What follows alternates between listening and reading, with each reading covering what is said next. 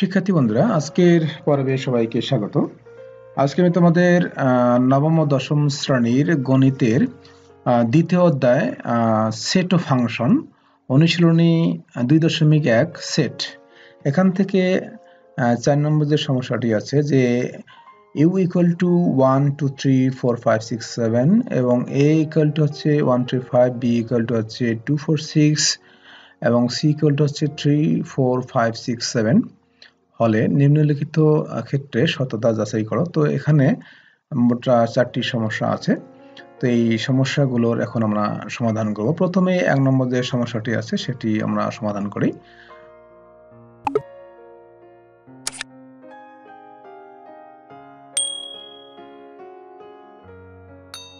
তো 1 নম্বর সমস্যাটি হচ্ছে যে a union b dash equal two a dash intersection b dash. তো প্রথমেই আমরা এখানে বন্ধনীর মধ্যে যেটা আছে a ইউনিয়ন b, অর্থাৎ a এবং b সেটের আছে সংযোগ সেট, এটা আমরা বের করব। তো এর জন্য প্রথমে দেওয়া আছে এটা লিখব, দেওয়া আছে দিয়ে এখানে আমাদের মূলত যেহেতু এটা পূরক সেট সেক্ষেত্রে আমাদের অবশ্যই ইউ সার্বিক সেট এটা লিখতে হবে, যেটা দেওয়া ছিল ইউ ইকুয়াল টু 1 2 3 4 5 6 7। এবং এখানে যেহেতু এ এবং বি সেটের মধ্যে কাজ করতে হবে সেক্ষেত্রে এ সেট এবং বি সেট লিখতে হবে, দেওয়া আছে লেখার পরে। এরপরে যেহেতু সত্যতা যাচাই করতে হবে সেক্ষেত্রে আমাদের অবশ্যই এখানে যেটা বাম পক্ষ সেটা আগে লিখব। বাম পক্ষ, তো এই বাম পক্ষ করার জন্য অবশ্যই আমাদেরকে কি করতে হবে, এই যে এ ইউনিয়ন বি যেটা সেটা আমাদেরকে আগে বের করে নিতে হবে। তাহলে A union B equal to আমরা লিখতে পারি এর উপাদান হচ্ছে 1 3 5 ইউনিয়ন বি এর উপাদান হচ্ছে 2 4 6। তাহলে এখানে আমাদের ইউনিয়ন আমরা এর আগে করেছিলাম, এটি সংযোগ সেট। আর সংযোগ সেট নির্ণয় করার যেটা কৌশল বা আমরা যেটা করি যে এখানে যে উপাদানগুলো আছে এই উপাদানগুলোর মধ্যে সবগুলো উপাদানই লিখতে হবে, অর্থাৎ কোনো উপাদান বাদ দেওয়া যাবে না, আবার কোনো উপাদান একাধিকবার লেখা যাবে না। যেমন অনেক সময় হয়তো মনে করতে পারো যে এখানে যে উপাদানটি দুই জায়গায় আছে আমরা দুইবার লিখবো, কখনোই করা যাবে না। আবার আমরা মনে করতে পারি অনেকে যে দেখা যাচ্ছে যে একটা উপাদান এই সেটে আছে কিন্তু এই সেটে নাই, সেক্ষেত্রে আমরা বাদ দেবো, সেটাও করা যাবে না। অর্থাৎ সোজা কথা যে এই সংযোগ সেটের ক্ষেত্রে অবশ্যই আমাদের কি করতে হবে যে যত উপাদান আছে সব উপাদানে লিখবো, কিন্তু ওই উপাদানগুলোর মধ্যে কখনোই আমরা একাধিকবার লিখবো না। তো যাই হোক, আমরা তাহলে কি হবে, আমরা অবশ্যই সব উপাদান লিখবো এবং অবশ্যই পর্যায়ক্রমে ছোট থেকে বড় এবং মাঝখানে অবশ্যই কমা চিহ্ন ব্যবহার করব। তাহলে আমরা লিখবো 1 2 3 4 5 6। তাহলে এখানে আমরা সব উপাদানই লিখেছি কিন্তু কোনো উপাদান আমরা বাদ দেইনি অথবা একাধিকবার লিখিনি। এরপরে আমরা এখানে এই যে ডান পক্ষে এ ড্যাশ এবং বি ড্যাশ আছে সেগুলো আমরা প্রথমেই আমরা বের করে নিব। তো এ ড্যাশ ইকুয়াল টু আমরা লিখতে পারি ইউ বাদ এ। তো এই সেটের পূরক সেট যখন আমরা নির্ণয় করব, এ ড্যাশ হচ্ছে অর্থাৎ এই সেটের পূরক সেট, সেক্ষেত্রে আমরা ইউ বাদ এ লিখতে পারি। অর্থাৎ যার উপরে ড্যাশ থাকবে, অর্থাৎ পূরক সেট যা নির্ণয় করতে হবে ইউ বাদ সেই সেটটি লিখতে হবে। তাহলে ইউ এর উপাদান লিখবো, এখানে ইউ এর উপাদান হচ্ছে 1 2 3 4 5 6 7 বাদ এর উপাদান হচ্ছে 1 3 5। এখন বাদ, এখানে বাদ বলতে যেটা বোঝাচ্ছে যে এটা পূরক সেটের ক্ষেত্রে এখানে এই সেটের উপাদান বাদ এই সেটের উপাদান, অর্থাৎ আমরা এখানে 1 3 5 বাদ দিব। এই সেটের যে উপাদানগুলো আছে এই উপাদানগুলো থেকে আমরা 1 3 5 বাদ দিব। তাহলে এখান থেকে আমরা কি করব, 1 3 5 বাদ দিব, অর্থাৎ এখানে যে উপাদানগুলো থাকবে সেই উপাদানগুলো এখান থেকে বাদ দিয়ে দিব। আমি আবারও বলছি যে এখান থেকে আমরা কি বাদ দেব, এই যে 1 3 5 বাদ দিব। তাহলে 1 3 5 যদি আমরা বাদ দেই তাহলে থাকতেছে 2 4 6 7। এখন আমরা বি ড্যাশ বের করব, B dash equal to U বাদ বি হবে। তো ইউ এর উপাদান হচ্ছে এই যে 1 2 3 4 5 6 7 বাদ বি এর উপাদান হচ্ছে 2 4 6। তাহলে আর কি হবে, এখান থেকে আমরা 2 4 6 বাদ দিয়ে দেব।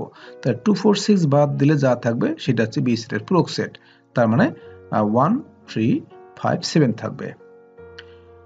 এরপরে আমরা এখন আমরা বাম পক্ষ নির্ণয় করব। তো বাম পক্ষ হচ্ছে এ ইউনিয়ন বি ড্যাশ।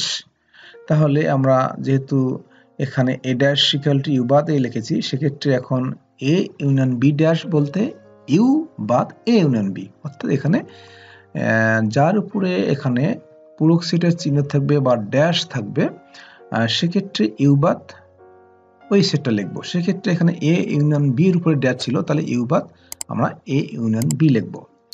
এখন আমরা তাহলে মান বসাবো। তো এ এর উপাদান হচ্ছে এই যে 1 2 3 4 5 6 7 বাদ এ ইউনিয়ন বি, এটার কিন্তু উপাদান আমরা অর্থাৎ মান আমরা কিন্তু আগে নির্ণয় করেছি। এটা নির্ণয় করেছি কি এ ইউনিয়ন বি হচ্ছে 1 2 3 4 5 6, তাহলে আমরা এখানে লিখবো 1 2 3 4 5 6। তাহলে এখন আমরা কি করব, আমরা তো বরাবরই এই যে বাদ, অর্থাৎ এই যে 1 2 3 4 5 6 বাদ দিব। কোথা থেকে বাদ দেব? এখান থেকে বাদ দেব। তাহলে আমরা এখান থেকে যদি 1 2 3 4 5 6 বাদ দিই, তাহলে কি থাকবে? 7 থাকবে।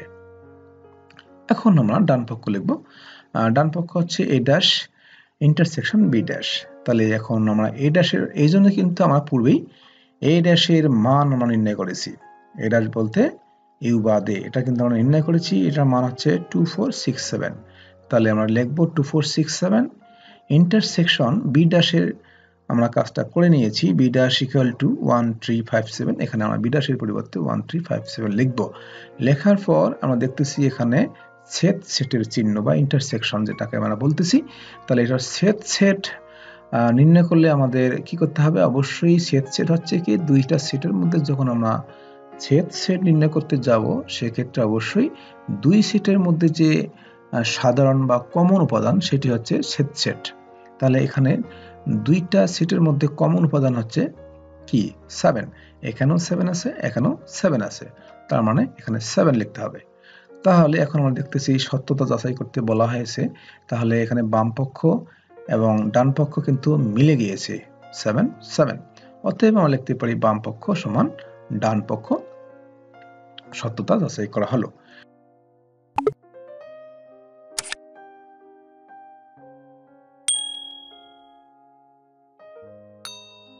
এরপরে আমরা খ নম্বর অর্থাৎ 2 নম্বর যে সমস্যাটা আছে সেটা আমরা নির্ণয় করব। তো একইভাবে আমরা দেওয়া আছে লিখব। দেওয়া আছে ইউ ইকুয়াল টু যেটা আছে 1 2 3 4 5 6 7, বি ইকুয়াল টু হচ্ছে 2 4 6 এবং সি ইকুয়াল টু 3 4 5 6 7। তো প্রথমেই আমরা এখানে যে বি ইন্টারসেকশন সি যেটা আছে বন্ধনীর মধ্যে সেটা আমরা নির্ণয় করব। তো B intersection C equal to B এর উপাদান হচ্ছে 2 4 6, ইন্টারসেকশন সি এর উপাদান হচ্ছে এই যে 3 4 5 6 7। লেখার পর এটা আছে ইন্টারসেকশন অর্থাৎ ছেদ ছিদ্র নির্ণয় করতে হবে।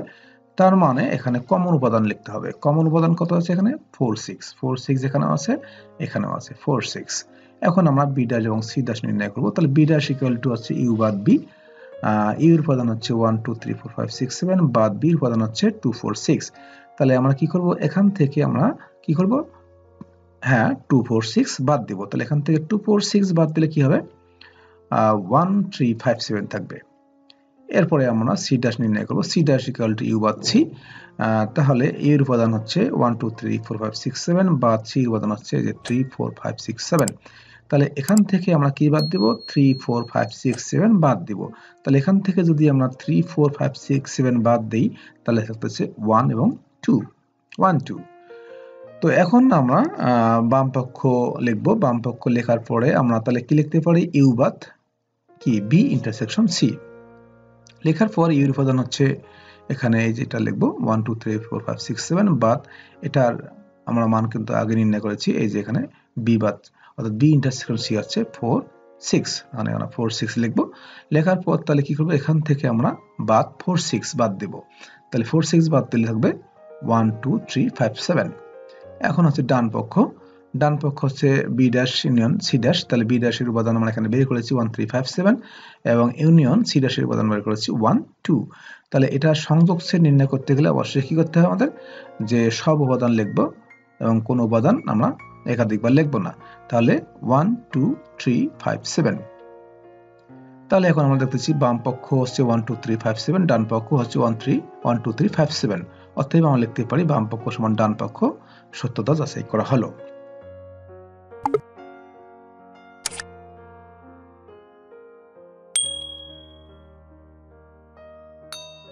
এরপরে আমরা 3 নম্বর যে সমস্যাটি আছে সেটি করব, এই যেটা।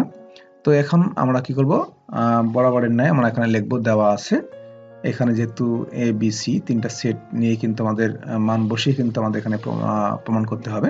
তাহলে এর উপাদান আছে 1 3 5, বি আছে 2 4 6 এবং সি আছে 3 4 5 6 7। তো এখন আমরা কি করব, এখানে যে বন্ধনীর ভিতরে যে সেটগুলো আছে সেগুলো আমরা আগে নির্ণয় করব। তো প্রথমে আমরা এই যেটা এ ইউনিয়ন বি নির্ণয় করি। তাহলে A union B equal to হচ্ছে আমরা এর উপাদান হচ্ছে 1 3 5, ইউনিয়ন বি এর উপাদান হচ্ছে এই যে 2 4 6। তাহলে এর সংযোগ সেট নির্ণয় করব। তার মানে কি করব, সবগুলো উপাদানে লিখব 1 2 3 4 5 6। এরপরে আমরা যেটা এ ইন্টারসেকশন সি যেটা আছে এটা নির্ণয় করব। A intersection C equal to হচ্ছে এর উপাদান হচ্ছে 1 3 5, ইন্টারসেকশন সি এর উপাদান হচ্ছে 3 4 5 6 7। তাহলে ইন্টারসেকশন হচ্ছে অর্থাৎ ছেদ হচ্ছে কি দুই সেটের মধ্যে যেটা কমন উপাদান সেটা আমরা এখানে লিখব। কমন উপাদান হচ্ছে 3 5 এখানেও আছে, এখানেও আছে। এরপরে আমরা এই যেটা করব বি ইন্টারসেকশন সি এটা নির্ণয় করব। তো বি ইন্টারসেকশন সি তার বি এর উপাদান হচ্ছে 2 4 6, ইন্টারসেকশন সি এর উপাদান হচ্ছে 3 4 5 6 7। তাহলে ইন্টারসেকশন হচ্ছে ছেদ, তাহলে এটার মধ্যে কমন উপাদান কি হবে, কমন উপাদান হচ্ছে এখানে 4 আছে, এখানে 4 আছে, এখানে 6 আছে, এখানেও 6 আছে, তার মানে 4 6 হবে। তো এখন আমরা কি করব, বাম পক্ষ লিখব। বাম পক্ষ হচ্ছে যেটা A union B intersection C. তাহলে এখন এ ইউনিয়ন বি যেটা আছে যে এখানে এ ইউনিয়ন বি এর মান হচ্ছে 1 2 3 4 5 6। তাহলে এটা লিখব। লেখার পরে ইন্টারসেকশন সি এর উপাদান হচ্ছে যে 3 4 5 6 7। তো এখন আমরা যেহেতু ইন্টারসেকশন অর্থাৎ ছেদ নির্ণয় করব, সেক্ষেত্রে দুইটা সেটের মধ্যে যে কমন উপাদান সেটা আমরা এখানে লিখব। কমন উপাদান হচ্ছে 3 4 5 6, অর্থাৎ 3 4 5 6 এখানেও আছে, এখানেও আছে। এরপরে লিখবো না ডান পক্ষ আছে A intersection C union B intersection C. তাহলে এটার আমরা আগে মান নির্ণয় করেছি। এ ইন্টারসেকশন সি হচ্ছে কত 3 5, আর এখানে বি ইন্টারসেকশন সি এর মান হচ্ছে 4 6। তাহলে এখানে লিখবো এটা 3 5 ইউনিয়ন 4 6। লেখার পর এটা আমাদের ইউনিয়ন মানে সংযোগ সেট নির্ণয় করি, সেক্ষেত্রে কি হবে 3 4 5 6। তো এখানে দেখতেছি বাম পক্ষ 3 4 5 6 এবং ডান পক্ষ আছে 3 4 5 6, অর্থাৎ বাম পক্ষ সমান ডান পক্ষ সত্যতা যাচাই করা হলো।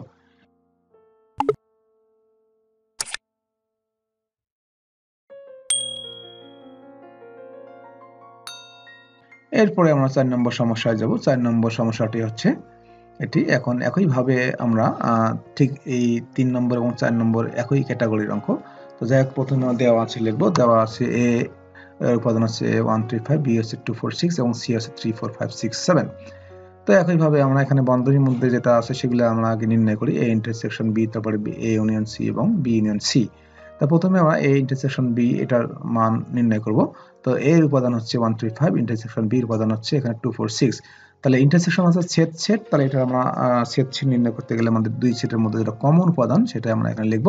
কমন উপাদান হচ্ছে কি, কোনো কমন উপাদান না থাকার কারণে এখানে আমরা ফাঁকা সেট লিখব, অর্থাৎ কোনো উপাদান কমন নেই, ফাঁকা। এরপরে আমরা এখানে এ ইউনিয়ন সি নির্ণয় করব। এ ইউনিয়ন সি হচ্ছে এর উপাদান হচ্ছে 1 3 5, ইউনিয়ন সি এর উপাদান হচ্ছে 3 4 5 6 7। তাহলে এটা সংযোগ সেট নির্ণয় করলে কি হবে, সব উপাদান লিখতে হবে। তাহলে 1 3 4 5 6 7।